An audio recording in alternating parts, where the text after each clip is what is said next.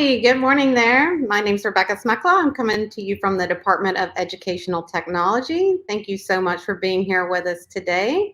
For this session, I have with me two fabulous media specialists and just fabulous people all around. Two of my favorite people in the district, Toni Lipscher and Svec. They're going to be creating with collaboration today. But first, let's talk a little bit about our housekeeping. You probably heard this before, but we would love to hear your voices. Engage with us in the chat box, communicate. If you haven't liked and subscribed our channel, please do so. Please share on social media with @EdTechPBC using the hashtag PBC Tech Conference. We would love to hear from you and see you there. And now we're going to be talking about our makerspace. So if you've been to our technology conference in the past, in the vendor hall, we always had an awesome makerspace. Great place to do hands-on activities, talk about robotics and all the cool things that we're doing. This year, we're virtual, so we had to pivot. So we were doing 4 sessions throughout the day. We had session A, we talked about communication. Session B, we're talking about collaboration. Session C, creativity. And session D, critical thinking. So we hope you'll join us throughout the day for making virtually and with hands-on practice as well. So now I'm going to bring up Toni Lipscher, who's coming to us from Marsh Point Elementary, and Ms. Deb Svec from Palm Beach Gardens High School. Thank you so much for being here with us. I can't wait to hear what you guys are going to share with us today. Hi, I'm Toni Lipscher, and like Rebecca said, I'm from Marsh Point Elementary. And I'm Deb Svec. I'm at Palm Beach Gardens High School. All right, ladies, take it. So we would like you to, in the chat, tell us, what do you do to promote creative thinking through collaboration in your classroom? Our goal today is to provide opportunities for students to engage in authentic experiences that promote creative thinking through collaboration, and we hope to share some ideas with you on that today. So these are some of the ways that Toni and I both collaborate with the colleagues on our campuses and collaborate with each other. So we are going to show you this morning some examples of everything that you see listed here. So how did we begin? Well, Toni and I first came together with a literature project. If you use the digital collection, the ebooks and audiobooks, our district standard is MackinVia, and the MackinVia tile is in your portal. It's super easy. Everyone has an account, and the account is free.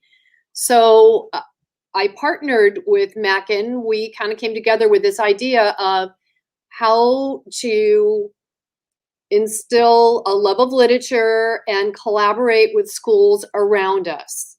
So how could the high schoolers impact students from our feeder schools?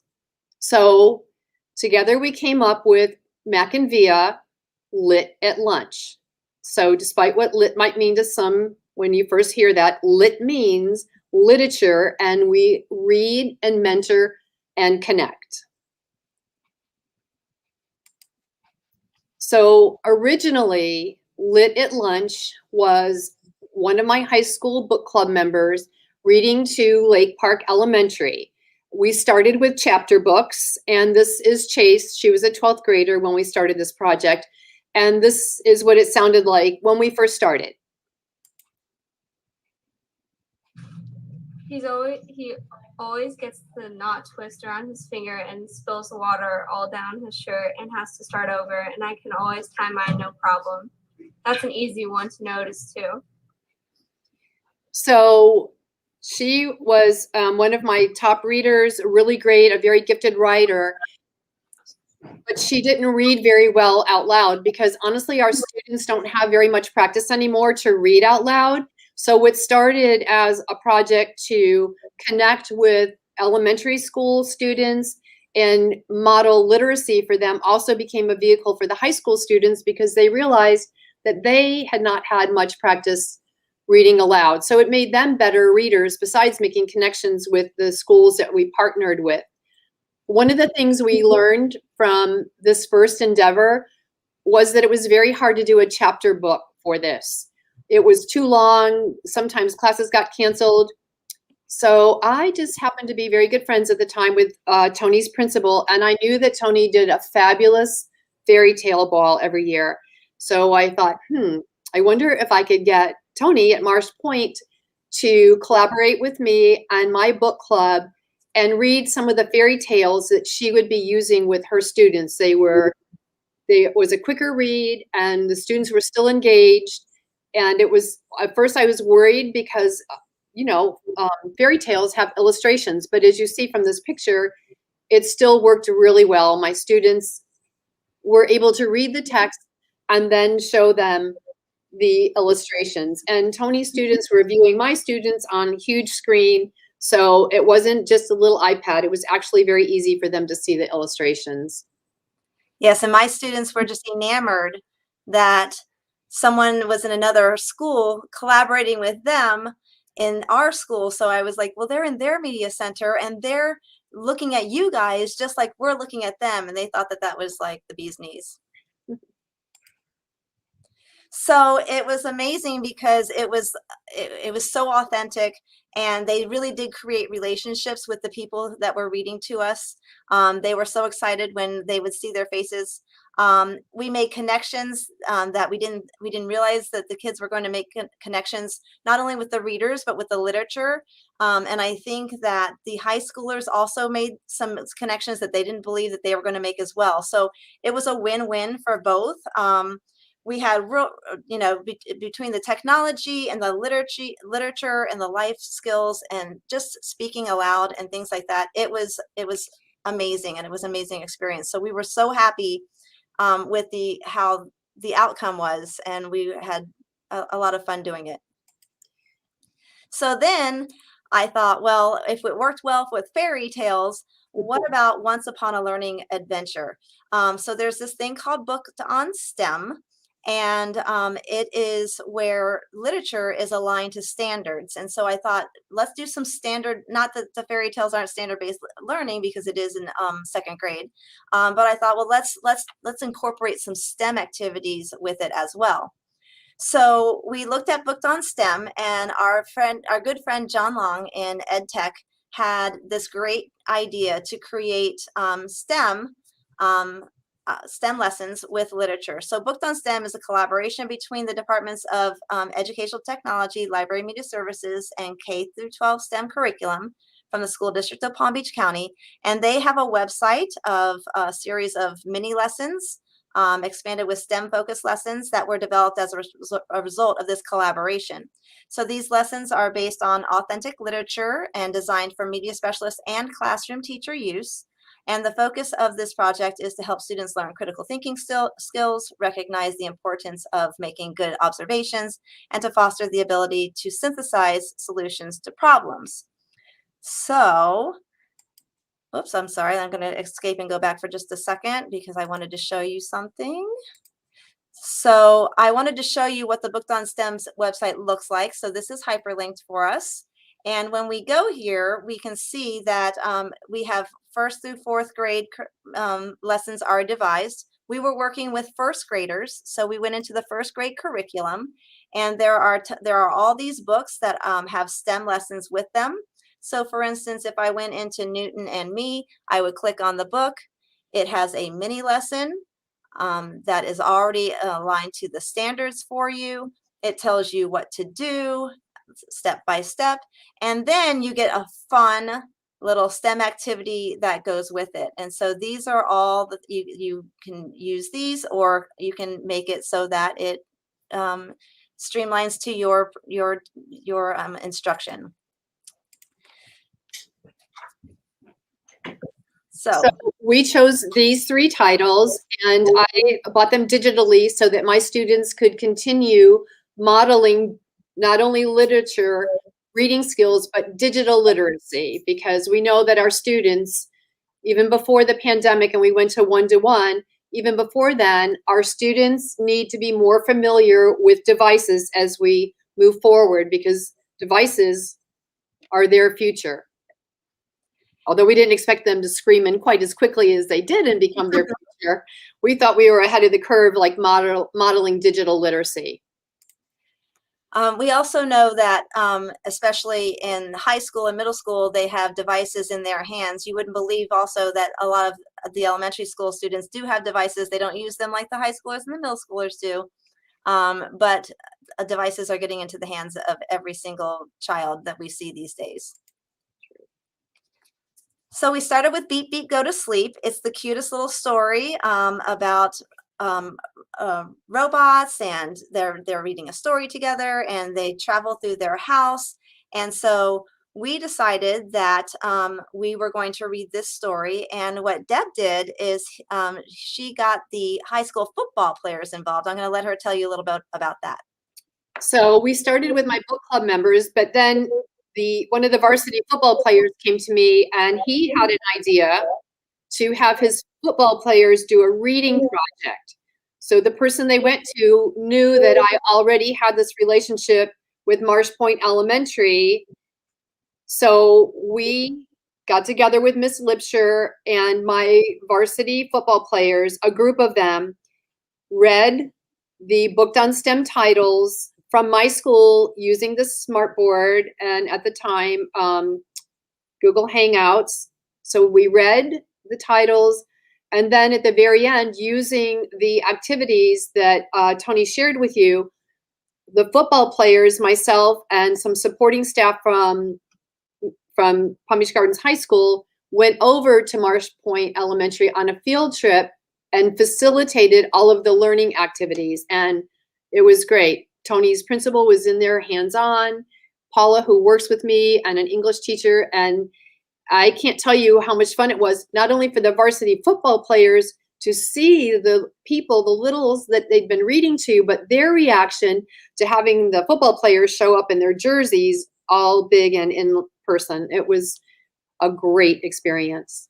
And as we know, sometimes some of our high schoolers are not the best readers. And so this was an opportunity for some of them who maybe did struggle a little bit in reading to read these titles to the little ones and gain the confidence to read aloud and to ask questions and look deeper into the text and things like that, even though, it was a picture book. But some of the concepts are very high. So it was a real win-win situation. So when we took Beep Beep Go to Sleep, we decided to use coding with Ozobots. And so Ozobots are little kind of little robots. One, it looks kind of like this.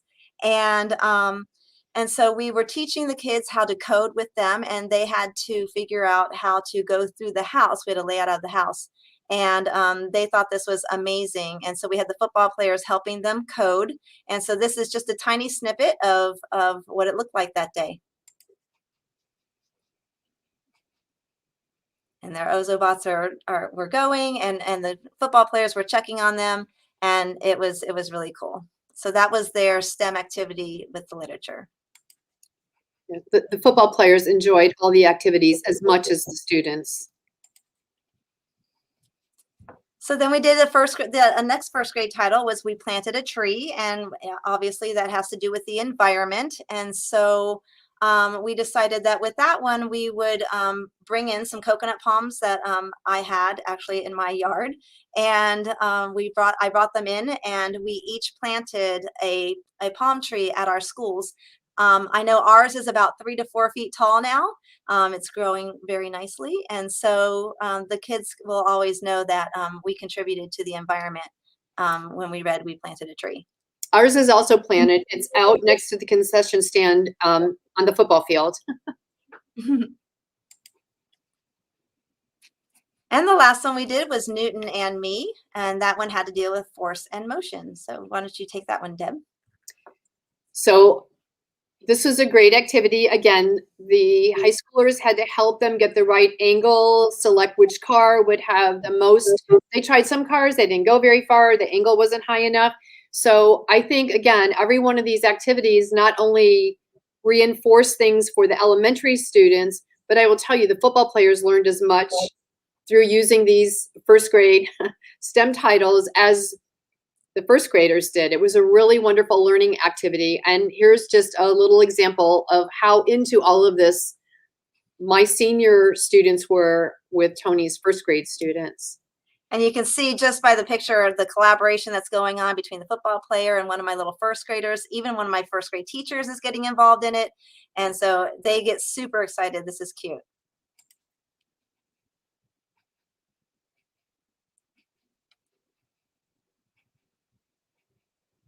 So they are thinking, oh my gosh, it went so far, and they were super excited how far it went. They were successful, and everybody cheered for their cars as they went down the ramp.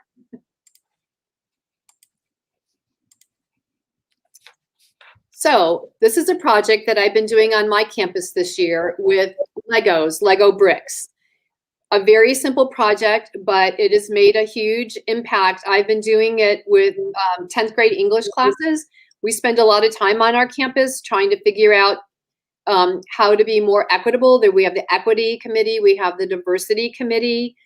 And as adults, we are trying to create an inclusive environment here where our students feel safe. And we come here and we all come together regardless of our similarities, our differences. We're all going to be this melting pot here.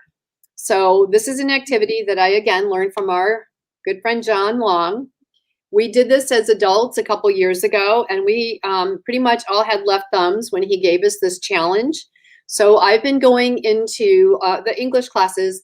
It's been really great because when I go in there, first of all, the librarian is out of the library, and I show up with a bag of Lego bricks, and I present this challenge to them. So you see, using all the bricks, they're going to build a duck.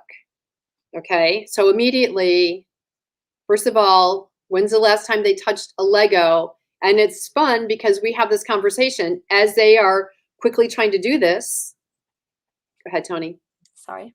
They only have 60 seconds to do it. And they freak out at first because every single one of them, which they admit after the project, they're trying to think what a duck looks like. Well, of course, we all know what a duck looks like. But when you only have 6 Lego blocks and you're trying to create a duck, you panic just a little bit. Here's an example of after 60 seconds. This is one of Miss Jolly's classes, the English teacher, Miss Jolly. Here are the ducks that her students created. And you see, all of the ducks are different. But that's the point. So after they've all examined each other, and I think one of the things I've noticed and pointed out at the end of the lesson to all of the students, nobody has made fun of anybody else's duck. No one's made any negative comments at all, which is pretty amazing because I'm dealing again with high school students. They're not always nice to each other, but they're looking at each other's ducks and, you know, they're giggling or look at that or, oh, wow, I didn't think of that. So after we've gotten over looking at everyone's ducks, these are the reflective questions that we are talking about out loud. And some pretty profound conversations have happened about our similarities, our differences, and how can we transfer that acceptance of one another and our differences out onto our campus. And the last question, do you think this simple challenge has the power to change the view of your not only classmates, but out on campus? And I wish I would have had the foresight to record some of the comments. That's one thing, reflective practice for me with this project now. I'm going to start recording some of their responses because they've been profound. And I think for us on my campus, we need to be reviewing the comments that have come from this very simple challenge. After we go through those reflective questions, we talk about, well, what would it look like? What would it look like for you to acknowledge differences, to be appropriate, curious in an appropriate way, and to always challenge yourself to be your best, even on your worst day? What is that really going to look like going forward from this class on? And the very last thing I personally leave them with is this: we need more light about each other. We read each line together, and again, they have some amazing things to say about what it would really look like if we all did have more light about each other. And a lot of them have moved on from, well, you know, Ms. Svec, it's not just about on campus, it's really everywhere. So it's led to great, great conversation that I feel like class by class, we can start making a difference and bring some of their reflective comments back to the different committees we sit on to really start creating a change. And it's pretty incredible when you think that came from 6 little Lego bricks. And then in a collaborative effort with the English teachers, each of them are then tying it to a writing assignment in their classroom. This particular teacher has collected some just amazing letters, imagining your best friend as a duck and helping them write a letter to boost their confidence. So really the teacher's kind of tricking them into writing that letter, but then when you leave this classroom, how can you boost the people around you? And then she has some specific goals.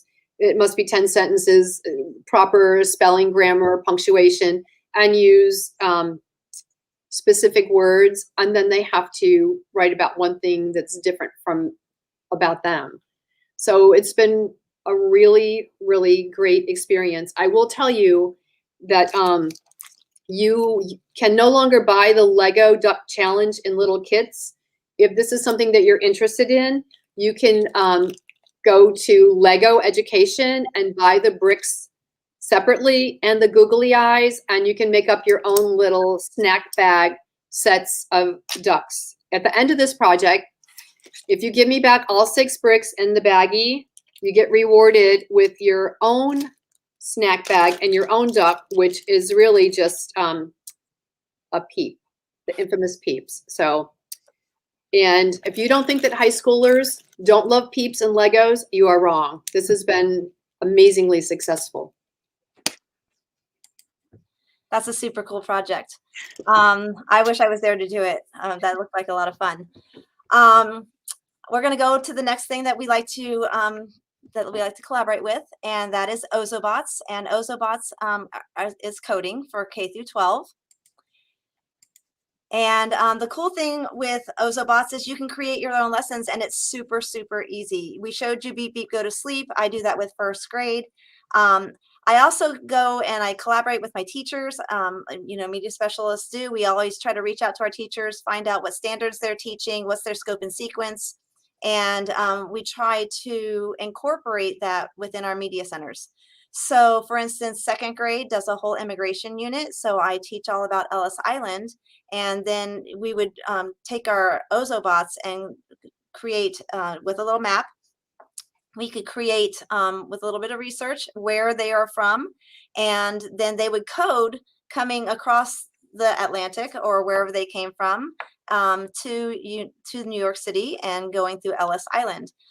This year, I'm also working with our third grade team, and they are very interested in me helping them with their space unit. So we are going to code our Ozobots to explore space. And with our 5th grade, we use the Ozobots to explore the Holocaust, and that's a very sensitive subject. Here at the elementary school level, we don't get into the nitty-gritty like they do in the high school, but we do talk about the timeline, when it happened, what happened, and the basics of what happened during that time period. So what I have my students do is create a timeline, and I say, please do not make a straight timeline. I don't want a straight timeline. I want it to be curvy and show some angst at different places where you're at. And so they do. They create a timeline of the Holocaust, and then they code their Ozobot to go through the experience of the events of the Holocaust, and it's pretty cool. So how does it start? Obviously, you have to teach them how to code it first. Within the kit that the Ozobots come in, you have like some training papers. So this was one of the training papers that they had. As you see, they are collaborating to figure out which codes they want to use to have their Ozobot travel through their spaces. And they have a coding sheet that tells them You know, do they want the Ozobot to speed up? Do they want it to turn? Do they want it to reverse? There's a turbo. They love the turbo, that it goes so fast. And then there's also like the snail crawl.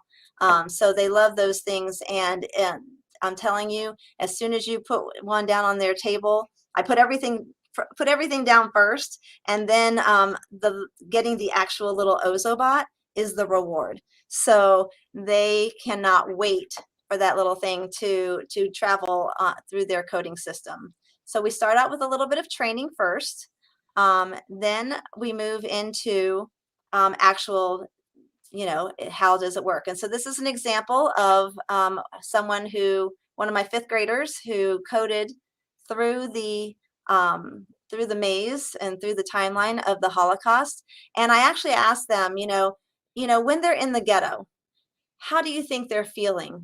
Code your Autobot to replicate those feelings. So maybe at that time they want their Ozobot to stop and pause for 3 seconds, kind of like a time to reflect.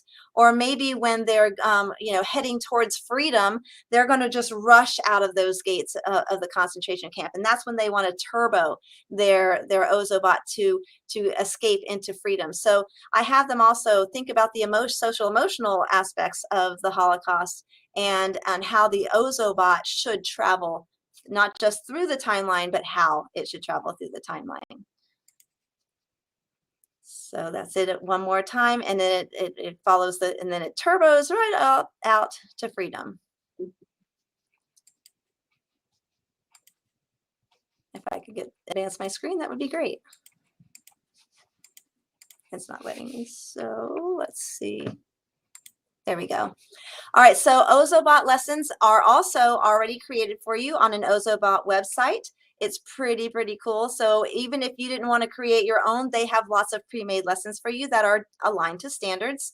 They are classroom tested, they're interactive, interdisciplinary, and they're free. So if you were to go to these lessons, you will see that they have how it works, things for educators, lessons and activities, how you can shop for them. I will tell you that they are not cheap, and they are back ordered a little bit right now, but they are super cool. So even the featured lessons that they have right now are on Halloween and gratitude. As you can see, they have all different types of lessons in every subject area. You can create your own classroom and create your own free account. And they have all kinds of different ways to get started. And even if you become proficient in it, if you share one of your lessons and it gets approved, they will send you a t-shirt. And 3 approved lessons, you possibly can be Ozobot certified as an educator. So Ozobot is supporting our classroom standards and scope and sequences, and they have so many easy lessons to follow. The next thing I want to talk to you about is Lumio. Lumio is by Smart. If you're in Palm Beach County, this is part of our curriculum and our smart boards. We use our smart boards for them. It is a fabulous way to get kids and teachers to collaborate because everything is shareable. You can put them in Google Classrooms. Students can work, it can be teacher-paced or student-paced. So if you've got kids at home who are maybe home for an extended period of time, you put that in your Google Classroom and they can teach themselves through that. Currently, I'm working on one on fairy tales, as we talked about before. I do a big fairy tale unit. I have a big fairy tale ball coming up on the 28th, so we can't wait for that. Some of the Lumio lessons that I have done are the dot. I will tell you that Smart also has, just like Ozobot, creates lessons for us as teachers. They include so many amount of things that you can do that you can handpick. You can create your own and then handpick some of theirs to make it just perfect for your students and to diversify for your students. A friend of mine, who is another amazing media specialist, Tempe Craven, created Federico and the Wolf for Hispanic Heritage Month. I've done fairy tales. As I told you, I do a big Ellis Island project. My Ozobot project and my Lumio projects work together. So I do have one for the Holocaust, and I have one for media center orientation. And you would not believe, I have a game that we play with the media center orientation. You would not believe how kids just simply want to play this game over and over, and they have no idea how much they're learning as they are playing these games. So the lessons are created, and this is them playing a game at the end of our fairy tale unit. As I told you, there are also lessons that are in the that are in our Smart Exchange that they have. So you wonder, you say to yourself, well, how do the students, how do you get into Lumio? I will go into my Google Drive and I will show you. So if you go into New and you go into More, you can go into Lumio by Smart. And there are so many cool things in here for you to choose from. So like I said, you can create your own, or you can use theirs. Here is my fairy tale unit. So and I have others as well. I've created so many about Thanksgiving and Ellis Island and all my media center orientation, all kinds of games that are in here. To add an activity, all you do is add activities, and you have so many things to choose from. You can insert YouTube videos. You can insert game-based activities, graphic organizers, manipulatives. Shout outs are really fun. They love shouting out, but using the computer to do so. So that is super, super, super cool. If I were to go back, see if I can go back. Yep. And I would go into my fairy tale unit. I can show you how I created this. So, and all your backgrounds can be custom done. So for instance, you might start off with, a little, asking them, well, what are fairy tales, or what is it about the subject you're talking about?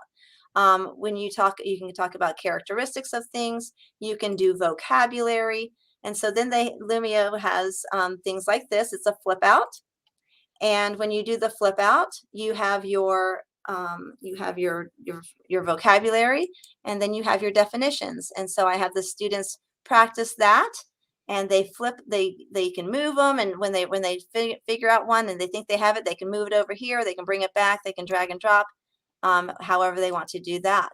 Then to just test their knowledge, they get the chance to fill in the blank. And so then they can drag and drop all the vocabulary into the appropriate spots, and at the end it will tell them whether they got them all right or not, and which ones they got wrong. Some of the other things that I wanted to share with you is that, like I said, you can insert YouTube videos. So this is a read aloud for the Three Little Pigs, and once you finish that, we talked about their character traits. So we used this character web to talk about all the character traits. We also have graphic organizers that talk about the problem and solution, the lessons that they're learning. And then I also want to throw in something from the other perspective. So that's always fun. So we talk about Goldilocks and the Three Bears. We have Venn diagrams that we can use to compare and contrast. So there's all kinds of different. You can do a 3-note. You can have them do this as an activity, and have them list all the things that happens differently in each of the stories. So there's lots and lots of fun things to do with this.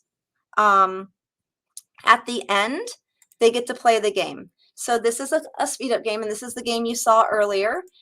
Just a little preview of that game. They get to pick how many racers. We do this on our smart board, but they can do it on their computers as well. They also have the link to this in my Google Classroom. So at home, because they're like, I want to play it again.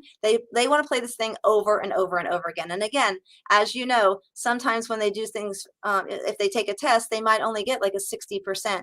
Well, then they want to play it again, and then they get a 70%, and then an 80 and a 90. And before long, they know the answers to all the questions. Well, guess what? They just learned a whole lot of information just by playing a game. So you get to choose how many racers, and then you get to choose who you want, which animal you want to be, and you click it, and then it gets all started, and you get to race, you get to turbo, you have the little turbo things, and then the questions will come up, and now you have to imagine that there's 4 people here, but then the questions are actually timed. So they have 30 seconds to answer these questions, and then they have to choose from the A, B, C, or D. So for instance, if they choose this, then they get the answer right, and it propels their car through the laps, and obviously they get to turbo themselves, and they think that is awesome. And so the person with the most right obviously wins the race. It is, I can't even tell you how happy they are to do this. And you can create these games for all different kinds of levels of students. It is K through 12, and they are learning without even realizing that they're learning. So it is super, super cool.